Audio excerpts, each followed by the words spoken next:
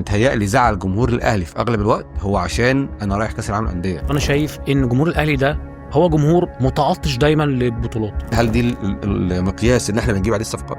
بص، هو طبيعي نادي زي الاهلي او انديه زي الاهلي والزمالك وبيراميدز مش بتفكر بالشكل ده. انا كنت هتجنن يا جدعان، انتوا في ايه يعني؟ ازاي يعني بيرسا مش عاجبك؟ ده لو لعيب قوي، لعيب زي برونو سافيو، اللعيب ده هل انت شايف ان هو بروفايل لاعب يقدر ان هو يلعب في النادي الاهلي؟ كان بادئ كويس قوي. ايوه، بس ما ينفعش يبقى عندي مدرب وما اقولوش ان انا في مثلا حاجه بوتنشال جايه او صفقه جايه. ما ينفعش يعني جمهور الاهلي بالنسبه لهم علي معلول ده ايكون كده في النادي بالظبط، ما ينفعش تقرب منه. بس انا لو مكانه لا، امشي ازاي؟ انا داخل على كاس العالم للانديه، ما ينفعش امشي دلوقتي.